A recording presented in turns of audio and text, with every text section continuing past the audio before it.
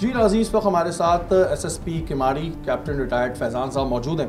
और अगर हम किमाड़ी ज़िले की बात करें तो यहाँ पर ज़ाहिर है बहुत से ऐसे थाने हैं जहाँ पर माजी में भी बड़ी प्रॉब्लम्स आई हैं, लेकिन अभी उनके ऊपर काफ़ी कार्रवाइयाँ हुई हैं। फैज़ान साहब, सबसे पहले मैं ये जानना चाहूँगा कि अभी आपको कितना टाइम हुआ है यहाँ का चार्ज संभाले हुए? तकरीबन मैं 20 मार्च 2024 को मैंने चार्ज संभाला था और एट अबाउट मेरे ख्याल में अभी तकरीबन 16 महीने मुझे यहाँ पर हो गए हैं।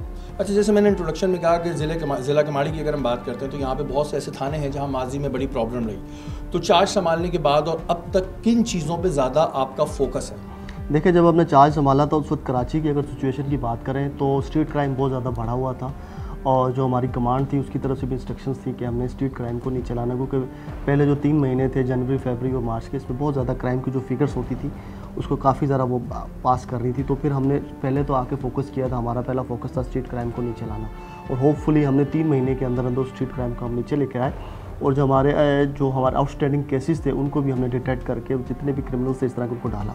उसके बाद हमारा फोकस हुआ ज़्यादा पाक कॉलोनी में और डॉग्स के एरिया में और जैक्सन में, ख़ासकर मंशियात के ऊपर, कि मंशियात के ऊपर जो है ना, ये मंशियात का लिंक क्राइम से भी होता है, तो उसके ऊपर काम किया जाए। और उसमें सबसे ज़्यादा जो हमें मुश्किलात पेश आई वो हमें इसी पाक कॉलोनी, जहानाबाद, गोली मार के एरिया, क्योंकि ये आपको मालूम है कि गैंग वार के एरियाज़ रहे हैं और ना सिर्फ अभी से नहीं बल्कि कई दिहाइयों से ये गैंग वार के यहाँ पे रूट्स थे।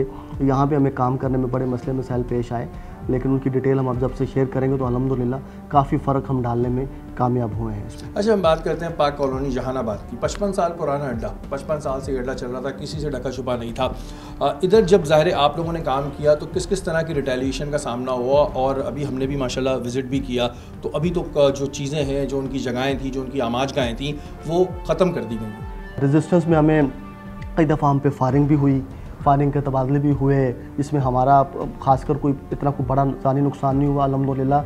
हमारी पूरे आप कह लें 8 महीने में कोई इस ऑपरेशन में किसी हमारे जवान की शहादत नहीं हुई। हाँ, इंजर्ड ज़रूर हुए, 1-2 दफ़ा हमारे जवान इंजर्ड ज़रूर हुए, लेकिन अल्हम्दुलिल्लाह इस तरह का कोई बड़ा वाक़या पेश नहीं। लेकिन जिस तरह की रिकवरीज़ हमने वहाँ से की, ऐसे बड़े बहुत सारे ऑपरेशन जिनकी अगर मैं डिटेल आपसे शेयर करूँ तो 60 किलोग्राम के करीब हमने वहाँ से मंशियात निकाली, आइस निकाली, आइस क्रिस्टल को बनाने वाली मशीन्स निकाली और मतलब सैकड़ों में हमने मोबाइल मिले। फिर हमें सैकड़ों की तादाद में वहाँ से बाइक्स मिली, जो चोरी की बाइक्स जो कराची से होती थी वो भी मिली, वो भी हमने रिकवर की।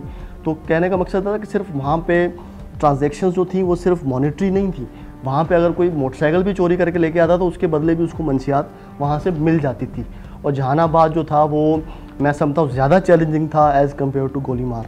फैज़ान साहब, हम ये देखते हैं कि ज़ाहिर है जब पुलिस अच्छा काम करती है, जैसे कि आप लोगों ने किया, जहानाबाद जैसा अड्डा जो 55 साल से था उसको ख़त्म किया, वहीं कुछ एक माफिया है जो पुलिस के ख़िलाफ़ एहतजाज पे उतर आती है, जो ये कहने लगती है जी पुलिस हमारे साथ ज़्यादती कर रही है। तो क्या आला अफसरान की जानिब से इसमें सपोर्ट होती है या कोई प्रेशर बिल्ड कर पाते हैं इस तरह के कामों से? देखिए, स्टैंडिंग कमेटी की मीटिंग्स हुई हैं, होम मिनिस्टर साहब की और आईजी साहब की बड़ी क्लियर डायरेक्शंस थी मंशियात पे काम करने की, और उसमें लाजिम बात है जब मंशियात पे आपने एक परमानेंट बेसिस पे काम करना है इस तरह के अड्डों के ऊपर, तो ना सिर्फ आपने उनके कारिंदों को पकड़ना है, वहाँ से डिस्प्लेस करना है, बल्कि उनकी जो हाइड आउट्स हैं उनको भी गिराना। मैं समझता हूँ एक वरना हम ऑपरेशन करेंगे और फिर अगर हम वहाँ पे अपना स्ट्रॉन्ग होल्ड नहीं स्टैब्लिश करते, हफ्ते के बाद 10 दिन के बाद दोबारा चल जाते। ट्रू। अच्छा, यहाँ पे मैंने आपकी एक वीडियो देखी थी जिसमें आप खुद जो है वो गटर के पानी में उतरे हुए थे।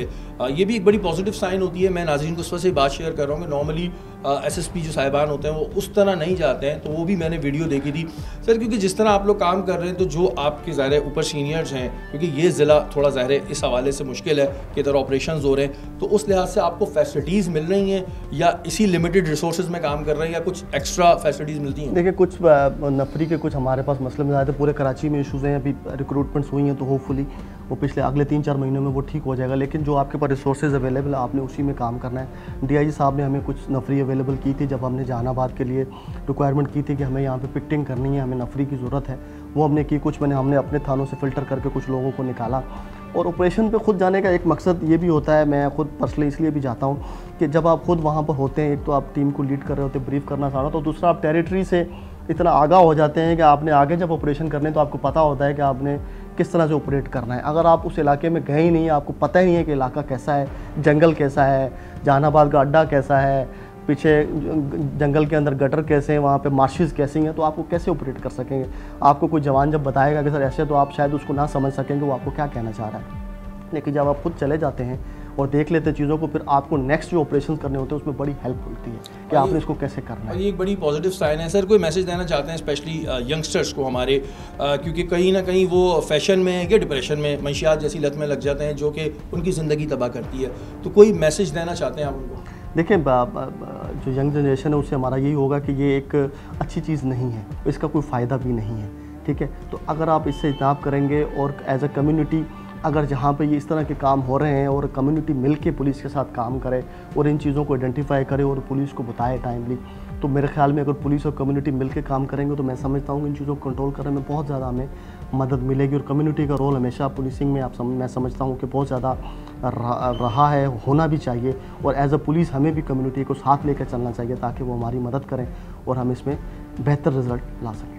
बिल्कुल जी, आवाम को ये प्रोग्राम दिखाने का और इंटरव्यू दिखाने का मकसद ये होता है कि अगर आपके इर्द गिर्द कोई भी ऐसा काम हो रहा हो तो आप बिला खौफ व खतर, अगर आपको लगता है कि जी थाने की सतह पे नहीं है, तो आप SSP साहब के दफ्तर में भी आके अपनी इन्फॉर्मेशन दे सकते हैं और आपका नाम सगा राज रहेगा। ये बात मैं पहले भी अपने कई प्रोग्राम्स में कर चुका हूँ कि अगर मास्टर से एक बुराई को ख़त्म करना है तो सिर्फ हम पुलिस के ऊपर डिपेंड नहीं करते कि जी पुलिस ने ही करना है। हाँ, कानूनी काम जो है वो पुलिस ने करने, लेकिन एटलीस्ट अगर आपके इर्द गिर्द कोई ऐसी चीज़ हो रही हो तो पुलिस को ज़रूर इन्फॉर्म करें। बहुत शुक्रिया फैजान साहब, थैंक यू सो मच।